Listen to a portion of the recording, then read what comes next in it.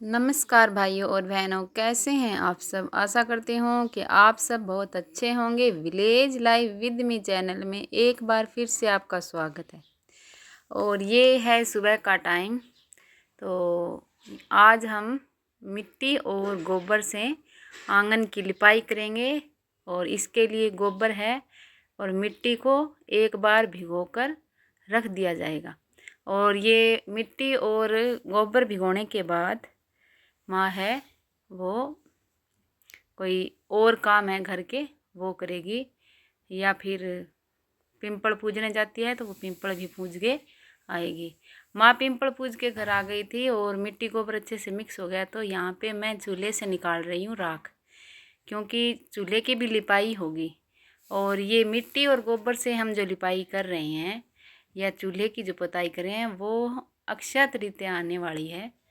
आखा तीज बोलते हैं हमारी भाषा में। तो वह अक्षय तृतीया से पहले गोबर से लिपाई की जा रही है, क्योंकि ये भी त्यौहार है। उस दिन भगवान विष्णु और माता लक्ष्मी की पूजन के साथ साथ परशुराम भगवान की भी पूजा की जाती है। और किसानों के लिए तो ये बहुत ही एक उत्साह प्रदान करने वाला त्यौहार होता है, क्योंकि इस समय फसलें हैं वो निकल चुकी होती है और घर लेके आ जाते हैं। और सारी फसलें निकालने के बाद जब घर आ जाते हैं तो फिर खुशी से ये त्यौहार है वो प्राचीन काल से मनाया जा रहा है। तो यहाँ पे मैं कर रही हूँ जो सफ़ेद वाली मिट्टी है उससे चूल्हे की पुताई कर रही हूँ।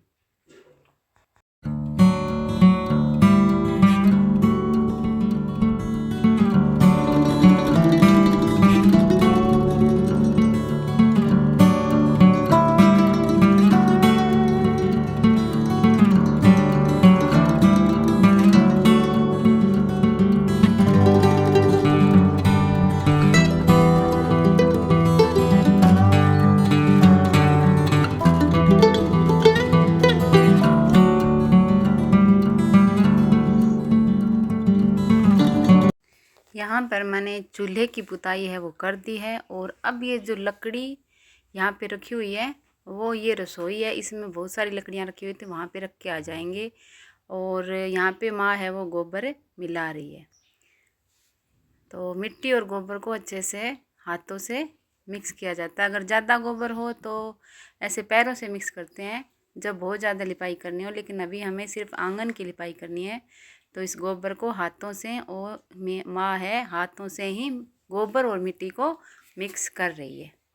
और यहाँ पे जो मैं है वो लकड़ियाँ हैं मैंने रसोई में डाल दी थी। और फिर ये छोटा मोटा जो कचरा बच गया था वो भी अच्छे से साफ़ करेंगे, क्योंकि यहाँ से करेंगे फिर गोबर से लिपाई।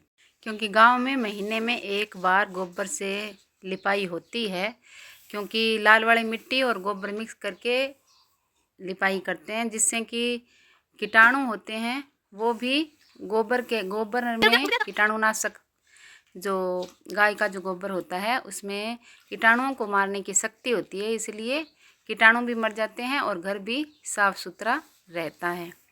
और हम जो ये अभी आंगन की लिपाई कर रहे हैं वो अक्षय तृतीया का जो त्यौहार आने वाला है उसके लिए कर रहे हैं, क्योंकि उस दिन गांव के जो लोग हैं उनका मानना है कि उस दिन जो पूजा पाठ करते हैं उसका जो पुण्य है वो अक्षय होता है, जिसका कभी क्षय नहीं होता है। और दान पुण्य भी किया जाता है। तो जो भी उस दिन दान पुण्य किया जाता है या जो पूजा पाठ की जाती है उसका जो फल प्राप्त होता है उसका जो फल है वो अक्षय होता है, ऐसा हमारे जो बुजुर्ग लोग हैं वो कहते थे। तो इसलिए किसान लोग अक्षय तृतीया का त्यौहार है बड़े ही हर्षोल्लास से मनाते हैं। और गांव में ऐसे कोई पकवान तो बनाए नहीं जाते।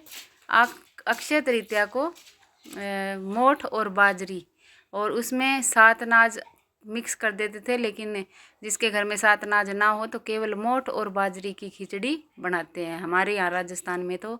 और देश में तो विभिन्न प्रकार से अक्षय तृतीया की पूजा की जाती है।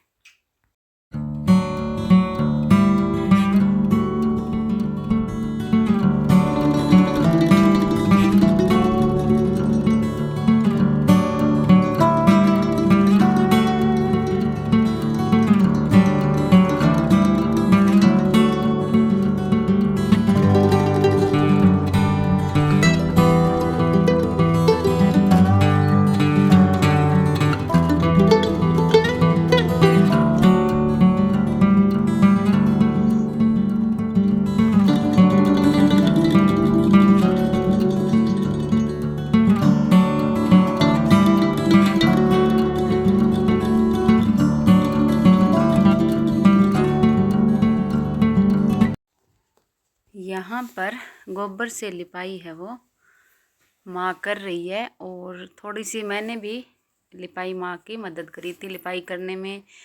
और गांव के लोगों का मानना है कि गाय के गोबर से और मिट्टी से अगर आप लिपाई करते हो, हर महीने में एक बार अगर आंगन की लिपाई कर लेते हैं, तो उससे क्या है कि गौओं में देवताओं का वास माना जाता है, तो नकारात्मक ऊर्जा भी घर में प्रवेश नहीं करती।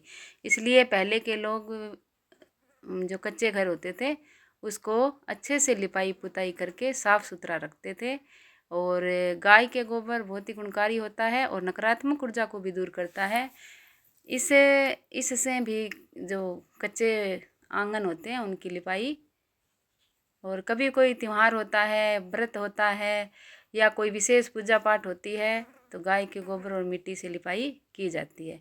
क्योंकि पूजा पाठ करने से पहले और देवी देवताओं मनाने से पहले घर में जो नकारात्मक ऊर्जाएं होती है उसको भी बाहर निकालने का काम गाय का गोबर करता है। इसलिए भी गांव के जो लोग हैं वो गाय के गोबर से लिपाई करते हैं। ऐसे मतलब जो बुजुर्ग दादियाँ हैं उन्होंने मुझे बताया था, इसलिए मैं आपको बता रही हूँ।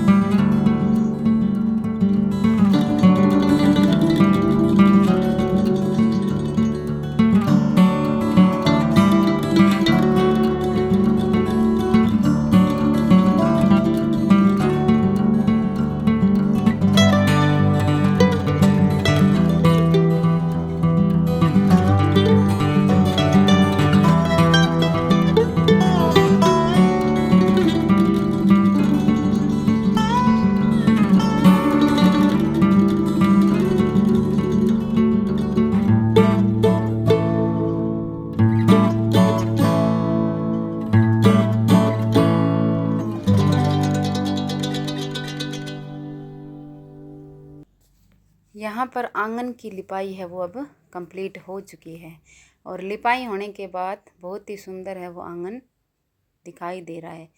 और झाड़ू से उसको एक बार, ये जो अर्ध सूखा सा है यानी पूरा सूखा नहीं है, उससे पहले एक बार इस पे झाड़ू निकाल दी गई है, ताकि जो गोबर और मिट्टी में जो कंकर है या एक्स्ट्रा जो गोबर के जो कण रह गए हैं वो एकदम साफ़ सुथरा इस आंगन को कर दे। इसी के साथ मैं अपने वीडियो का यहीं पे एंड करती हूँ। यदि आपको मेरा वीडियो पसंद आया है तो मेरे चैनल को लाइक करें, सब्सक्राइब करें, शेयर करें, कमेंट करें। मेरा वीडियो देखने के लिए आपका बहुत बहुत धन्यवाद, और लाइक ज़रूर करें जिससे कि वीडियो बनाने का मोटिवेशन हमें प्राप्त होता रहे। नमस्कार।